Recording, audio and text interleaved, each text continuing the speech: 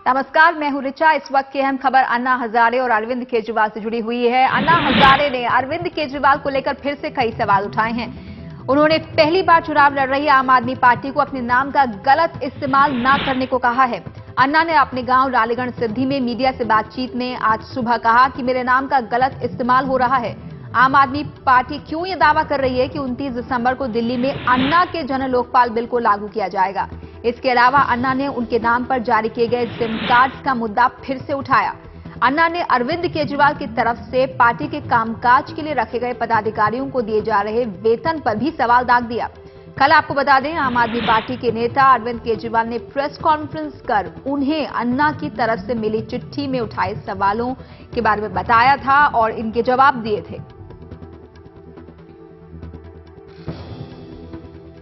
आपने पहले खत लिखा था, उसके जवाब आपने तीन सवाल पूछे थे, उन सवालों का जवाब केजरीवाल ने दिए हैं।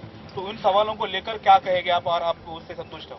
नहीं, अभी तो उनका जवाब जो रात को लेटर आया है, अभी तक मैं पढ़ा नहीं उसको, लेकिन मैंने जो लेटर उनको लिखा था मुझे थोड़ा संदेह निर्माण हो गया था। इसलिए मैंने लेटर लिखा था कि 29 दिसंबर को हम जन लोकपाल लाने वाले हैं, अन्ना हजारे का जन लोकपाल। तो मेरा नाम जो लगा है वो ठीक नहीं है। अन्ना हजारे का जन लोकपाल 19 दिसंबर को हम लाने वाले हैं। विधानसभा में जन लोकपाल विधानसभा में नहीं आएगा, को तो लोकसभा की बात है, और फिर मेरा नाम लगाया। दूसरी एक बात है कि जो सिम कार्ड की बात है, ये सिम कार्ड जो छपाया वो मुझे पता नहीं था।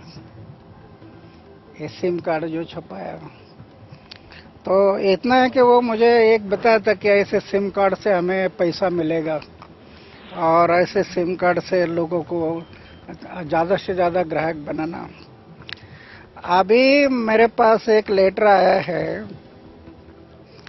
तो सिम कार्ड के बारे में किसी ने जनहित याचिका दायर की न्यायालय में,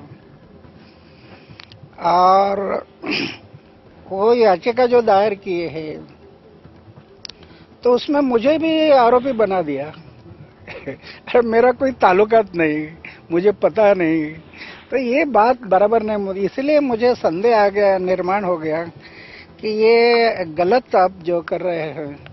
तो हो सकता है कि मेरे नाम का दुरुपयोग हो रहा है, ऐसा मुझे संदेह है। इसलिए मुझे जवाब भेजना कि सच क्या है, ये इसलिए मैं लेटर लिखा था। बाकी जिस तरह से लेटर को जवाब में पैसों के बारे में आपने जो खर्चा होता हो एक जांच के बाद, तो आप मेरे प्रचार में आइए। ये प्रचार वगैरह तो एक, मैं पहले से ये कह रहा कि संविधान पक्ष और पार्टी का नाम कहीं पर नहीं ले रहा है, और मैं संविधान को मानता हूं, तो मैं कैसे किसी पक्ष और पार्टी के प्रचार में जाऊंगा?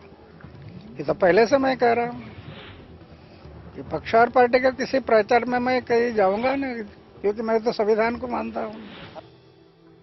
तो यहां पर अरविंद केजरीवाल से कई सवाल पूछ रहे हैं अन्ना हजारे। मुख्यतः 3 सवाल उन्होंने आज उठाए हैं, जिसका बारे में तफसील से बातचीत की है अरविंद केजरीवाल ने एनडीटीवी इंडिया के शरद शर्मा से, और इस सफाई में क्या क्या कहा है, क्या जवाब दिए हैं, वो हम आगे आपको दिखाएंगे। लेकिन यहां पर एक बात साफ है कि अन्ना हजारे आम आदमी पार्टी के लिए प्रचार नहीं करेंगे, ये बात उन्होंने साफ कर दी है।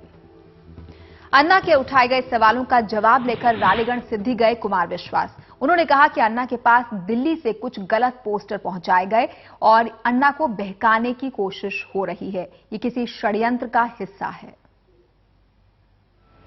हमारे साथ बात करने के लिए मौजूद हैं आम आदमी पार्टी के नेता डॉक्टर कुमार विश्वास, जो कि अभी रालीगढ़ सिद्धि से अन्ना हजारे से मिलकर आए हैं। कुमार जी, जो जवाब दिया था अरविंद केजरीवाल ने कि अगर दोषी पाया गया तो मैं चुनाव नहीं लड़ूंगा, और अगर निर्दोष साबित हुआ तो अन्ना हजारे को प्रचार के लिए आना पड़ेगा, तो इस जवाब का, अन्ना हजारे की चिट्ठी के जवाब का अन्ना ने अब क्या जवाब दिया है? नहीं, अन्ना ने कहा कि मैं दोषी नहीं कह रहा, मैं केवल पारदर्शिता की बात कर रहा हूं। जो लोगों ने मुझे यहाँ आकर कहा, मुझे लोगों ने ये आकर कहा कि अन्ना कार्ड में आपका नाम है और आपको कोर्ट में जाना पड़ेगा, आपके खिलाफ मुकदमा हो जाएगा, आपकी जो जीवन भर की एक छवि है वो खराब हो जाएगी। जबकि अन्ना कार्ड का मैटर तो अन्ना खुद ही सुन चुके थे, पहले अन्ना स्वयं भूल गए थे। इस बात को मैंने अन्ना को याद दिलाया कि अगर ऐसा कुछ होगा तो वो तो पीसीआरएफ ने किया था, उस संस्था पर यह बात आएगी, अन्ना आप पर क्यों आएगी? बोले नहीं, मेरे लिए एक जो कागज आया कोर्ट से, उसको आधार बना के मुझे कहा गया। दूसरा शरद, जो मुझे सर्वाधिक जो षड्यंत्रकारी बात लगी वो ये लगी कि दिल्ली के कुछ ग्रुप 3-3, 4-4 लोगों के समूह में रालेगंज लगातार जाते रहे हैं पिछले 4-5 दिनों में, और उन्होंने वहां कुछ पोस्टर्स अन्ना को दिए अलग अलग साइज के, अलग अलग रंगों के, जिनमें अन्ना हजारे ये कह रहे हैं कि आम आदमी पार्टी को वोट दीजिए। उनमें शाजिया इल्मी, गजानंद, मनीष और अरविंद, इनकी कॉन्स्टिट्यूएंसी के पोस्टर थे। और अन्ना ने कहा कि जहां जो लोग आए हैं वो मुझसे कह रहे हैं, अन्ना जी आपके पोस्टर पूरी दिल्ली में लगे हुए, क्या हम आम आदमी पार्टी को वोट दें या बीजेपी को वोट दें?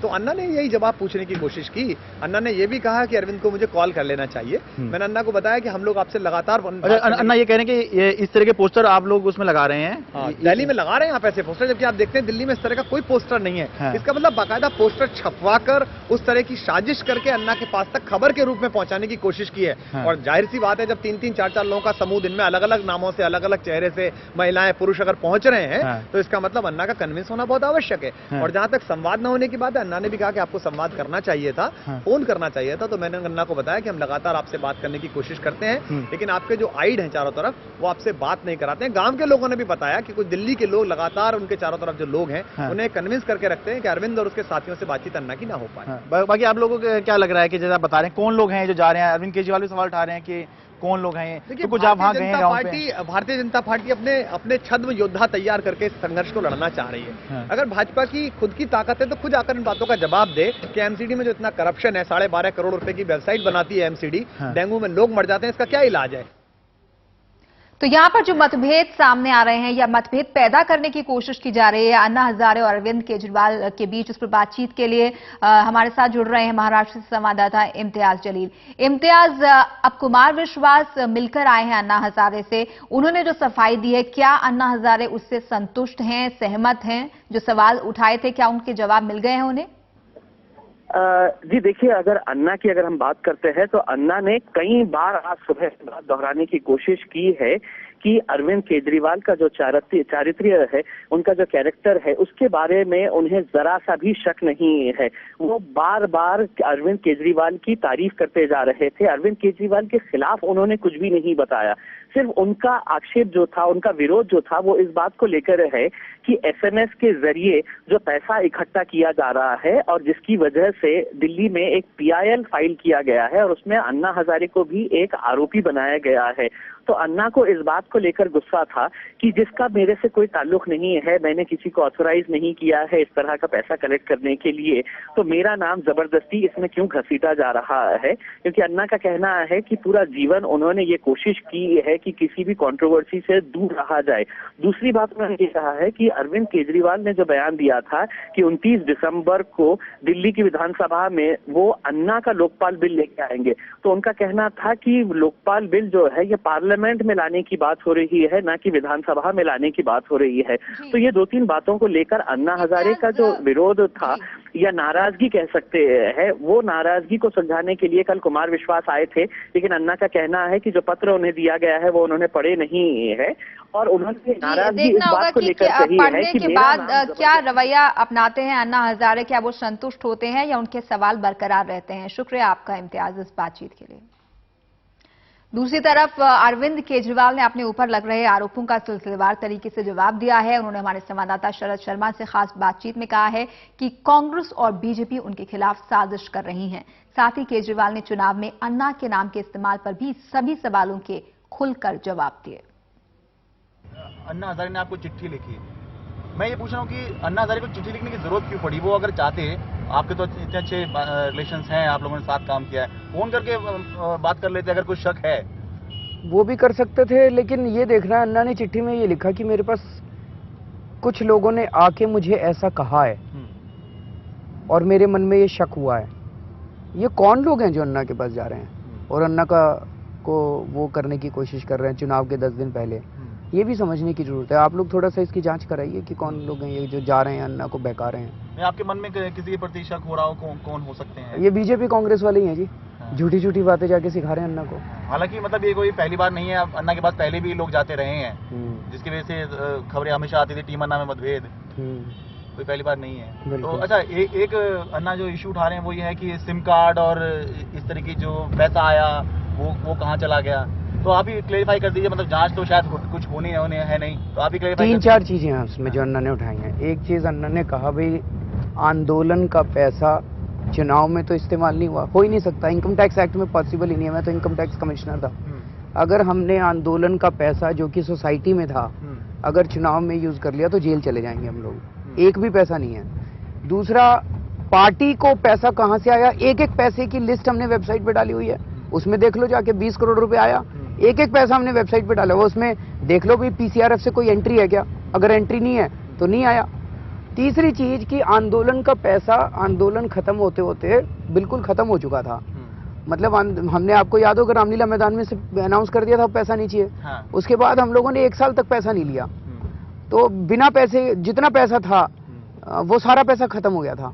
फिर मेरा मैग्सेसे अवार्ड का जो 23-24 लाख की एफडी करा रखी थी मैंने पीसीआरएफ में, वो भी सारी खत्म हो गई थी। तो आंदोलन जब तक खत्म, जंतर मंतर में जब आपने मेंशन किया था उस टाइम तो चंदा मांगा गया था पब्लिक से। उस टाइम चंदा मांगा गया था, लेकिन जितना चंदा आया था उस टाइम इतना कम था कि वो पूरा नहीं हो पाया था। मतलब हम बहुत ज्यादा डेफिसिट में चल रहे थे। जितनी एफडी थी, पीसीआरएफ की कॉर्पस फंड था, 54 लाख का कॉर्पस फंड था, वो भी सारा खत्म हो गया था। तो केवल अन्ना आंदोलन के दौरान का नहीं, पीसीआरएफ का भी पूरा जितनी जमा पूंजी थी सारी खत्म हो चुकी थी। अन्ना कार्ड एक हुआ करता था, सिम कार्ड। अन्ना कार्ड क्यों शुरू किया गया था ये समझिए। फरवरी 2012 में हम लोगों की सबकी मीटिंग हुई थी, अन्ना जी भी मौजूद थे। उसमें ये डिसाइड हुआ कि जनता को लगातार आंदोलन के बारे में जानकारी देने की जरूरत है। मीडिया तो दिखाता नहीं बहुत सारी चीजें, मीडिया तक, जनता तक सच बात नहीं पहुंच पाती। तो ये शुरू किया जाए जिससे 25 रुपए साल के लिए जाए लोगों से और उनको हर हफ्ते एक मैसेज पहुंचेगा, ऐसा कुछ था। तो उसमें टोटल मिला के 9 लाख रुपए का कार्ड बिके हैं। 25-25 रुपए के हिसाब से आप लगा लीजिए कितने कार्ड बिके होंगे। टोटल 9 लाख रुपए के, कल हमने उसमें लिख दिया आपको। वो सारा हमारे अकाउंट्स में आया हुआ है, ऑडिट हो चुका है, इनकम टैक्स डिपार्टमेंट में फाइल हो चुकी है रिटर्न पिछले साल की। तो अब ये कुछ लोग, ये बीजेपी वाले अफवाह फैला रहे हैं 100 करोड़ आए, 400 करोड़ आए अन्ना कार्ड से। अरे 100 करोड़ कहां से आ गए 100 करोड़ रुपए? तो 9 लाख रुपए आए थे। तो जब अन्ना कार्ड बंद किया गया, पार्टी शुरू करने के कई महीने पहले ही बंद कर दिया था, क्योंकि हमारे पास डिस्ट्रीब्यूशन नेटवर्क नहीं था, हमें लगा हम कर नहीं पाएंगे इसको, तो वो बंद कर दिया गया। और सबको एक एसएमएस भेज दिया गया, भाई जिन जिन लोगों को पूरे एसएमएस अभी तक नहीं मिले, अपना पैसा वापस लेना चाहे पैसा वापस ले लें।